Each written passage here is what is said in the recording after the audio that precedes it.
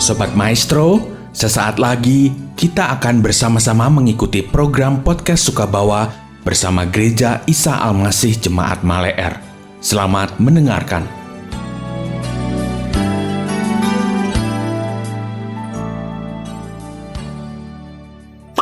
Podcast Sukabawa by Gereja Isa Al-Masih Maleer.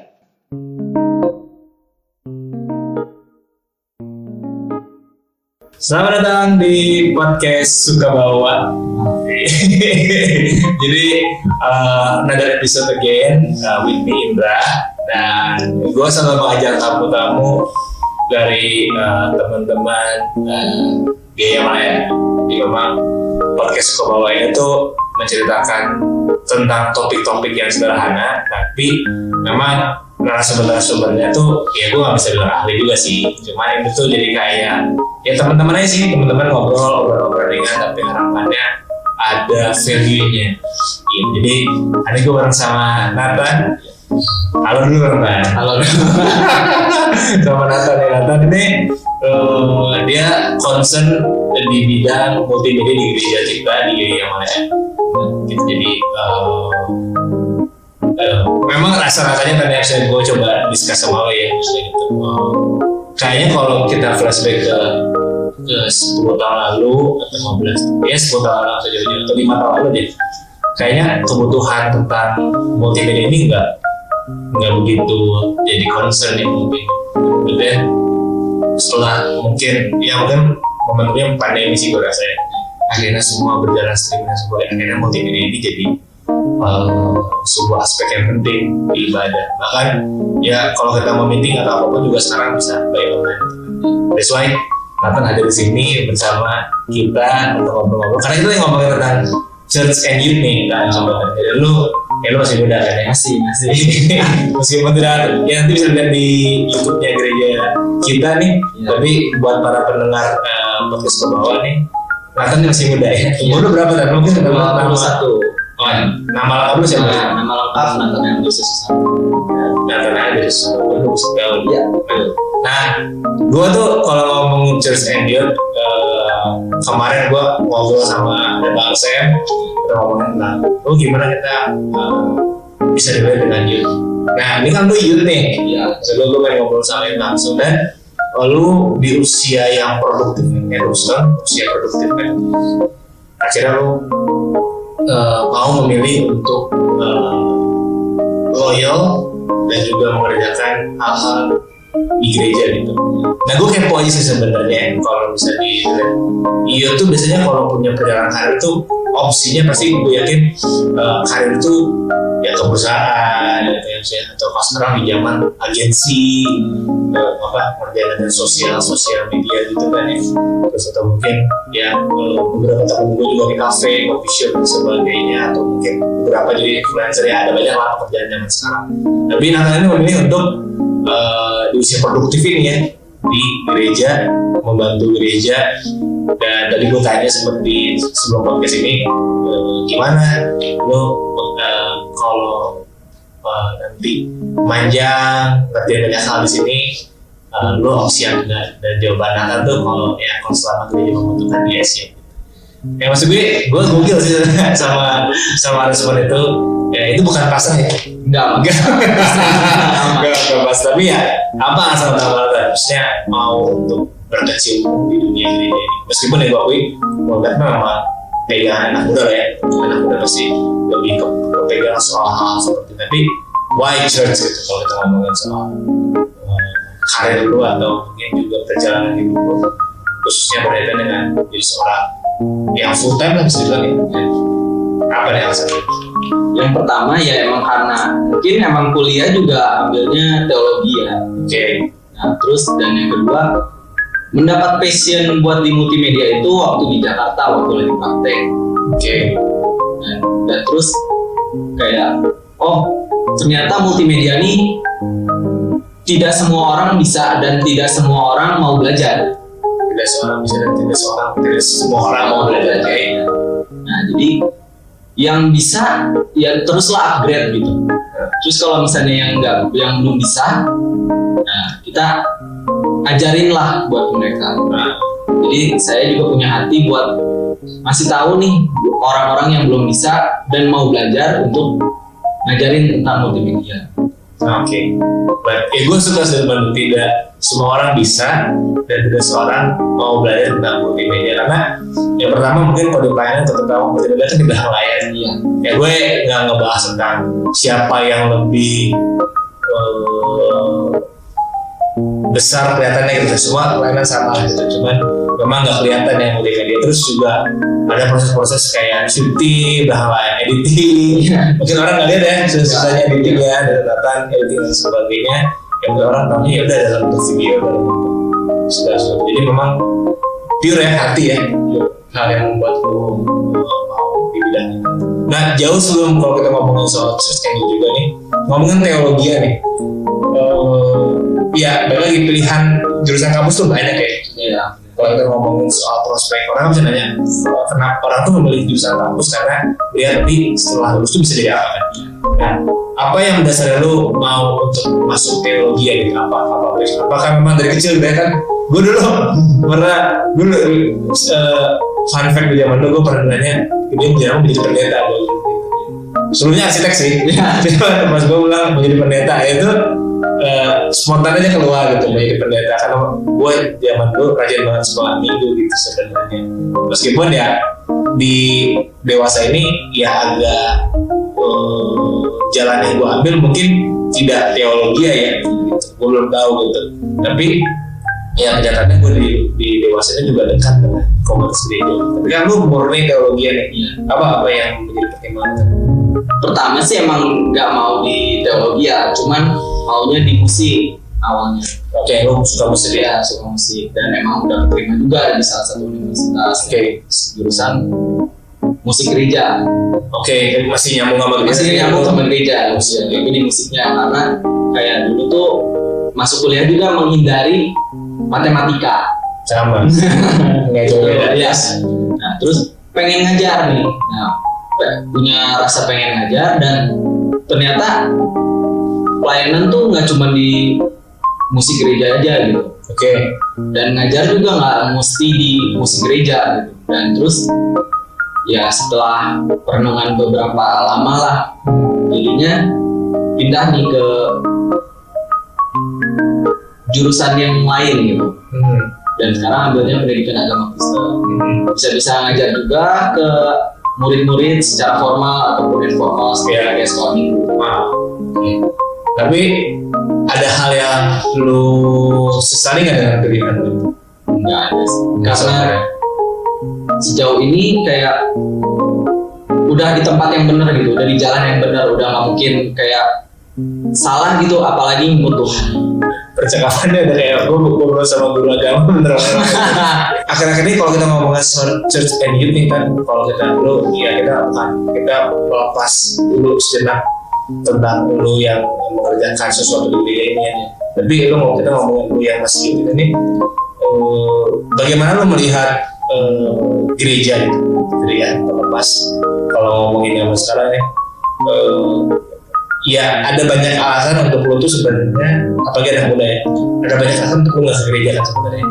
Pertama, ketika lu udah full di kuliah nih, misalkan kuliah di sekolah Senin sampai Jumat, sekarang Sabtu deh. Banyak orang Minggu pengen bangun siang lah. Sekarang gereja kan ini dengan pagi, atau beberapa gereja mungkin Sabtu sore orang mungkin pengen jadwal main gitu kan. Jadi ya, ada banyak hal-hal yang buat orang tidak ke gereja gitu. Ya kita ngomongin presence ya di gereja ya, karena gue rasa di tengah kondisi ini ya ketika kita bisa konsen ya konsen, tapi ya ketika untuk konsen di gereja itu ada banyak tantangannya gitu. Lu sendiri melihat anak-anak muda sekarang tuh yang lihat ya based on apa yang ada itu tantangannya bro menurut saya untuk bisa bukan hanya datang ke gereja tapi loyal ke gereja dengan dasar ya mereka mau datang sama Tuhan gitu. Aktif berjemaah dan sebagainya. Menurut challenge-nya apa buat anak-anak muda? Lebih ke males.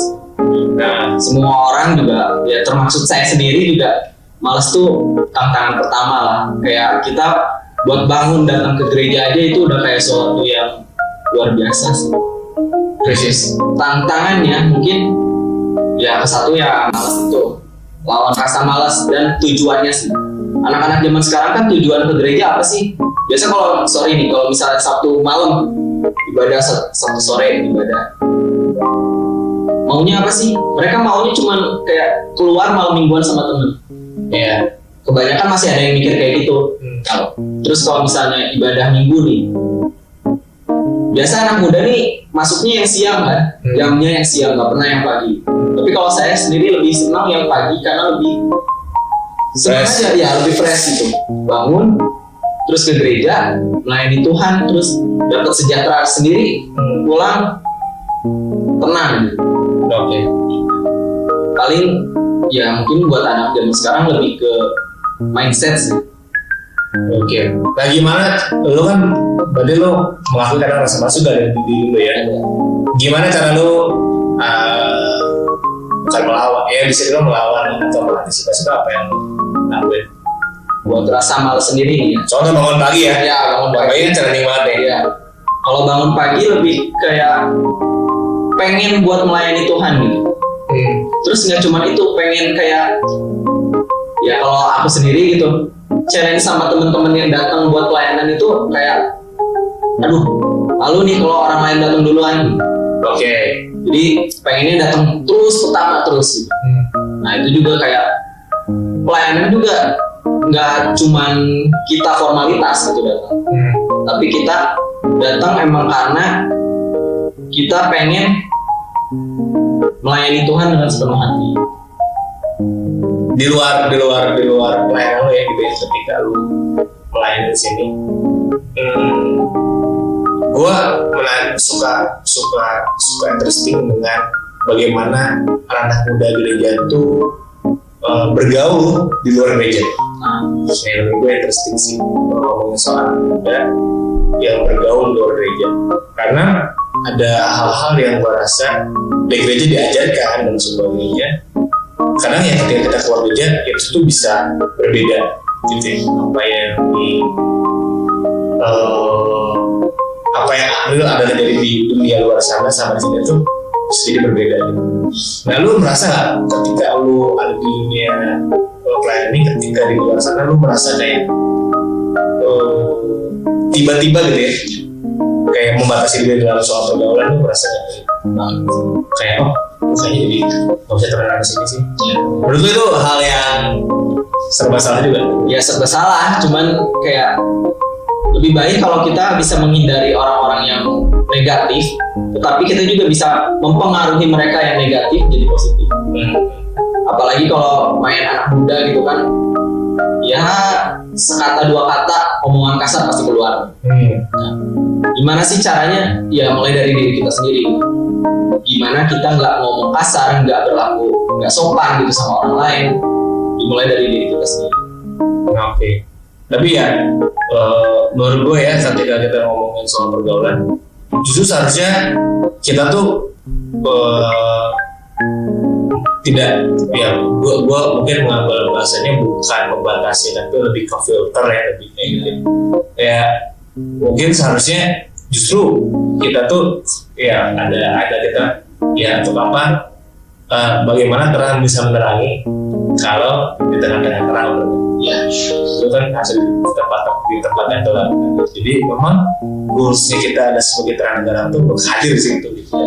Cuma ini yang menurut gue penting adalah ketika lo di terang terang itu, apa yang menjadi bahan bakar lu tetap diterangin, sehingga biarlah lu bukannya jadi redup atau jadi gelap, tapi justru semakin terang gelap gitu. Jadi justru bergaul sama siapa aja kalau menurut gue ya, kalau kita ngobrol ya, bergaul sama siapa aja. Cuman ketika lu punya komunitas atau punya kelompok di gereja yang bisa support lu apa adanya ini, sebenarnya menurut gue itu yang dibutuhkan. Ya mungkin ini jadi sebuah hal baru buat kita, mungkin untuk kayak bagaimana sih church and youth bisa connect gitu, bisa collab gitu dengan bukan yang menjadikan mereka untuk mirip dengan kita, tapi kan mirip dengan Kristus ya. Apa yang harus dilakukan selama di dunia ini ya, kalau istilah sekarang tuh belusukan, ya nggak sih? Belusukan. Ada orang-orang yang tertolak, dia sentuh lo. Iya. Ada orang yang terpinggirkan ya sama dan sebagainya. That's why lo bisa bergaul secara luas tapi dengan filter itu, tapi yang jadi bahan bakarnya adalah yang komunitas gereja itu yang akan terus menyeimbangkan supaya ketika ngomongin soal dunia dan rohani itu tetap bisa seimbang. Tapi ya intinya jangan jadi membatasi. Itu akhirnya paradigma dari youth yang mungkin mikirnya ketika gue di gereja gue akan dibatasi akan beberapa hal. Padahal kenyataannya ketika lu jadi youth di suatu gereja, ada banyak kesempatan untuk lu hadir buat mereka dan membawa positif aja. Jangan pernah menutup diri untuk gereja, tetapi carilah sesuatu di dalam gereja. Ketika lu punya sesuatu yang pengen ngobrolin, lebih baik bantu sama-sama cari pembenarannya itu di gereja, karena gereja itu punya acuan kebenarannya kan akhirnya Yesus Kristus. Thank you bro udah ngobrol-ngobrol sama di podcast ke bawah ini. Next time kita ngobrol-ngobrol lagi dengan format yang lebih seru lagi. Thank you. Sampai ketemu di podcast ke bawah di episode selanjutnya. Thank you. Podcast Sukabawa by Gereja Isa Almasih Maleer yang berlokasi di Jalan Maleer 1 nomor 15. Untuk informasi ibadah, pelayanan, dan komsel, dapat menghubungi Sekretariat Gereja Isa Almasih Maleer di nomor 0821 1965 9019. Tuhan Yesus memberkati.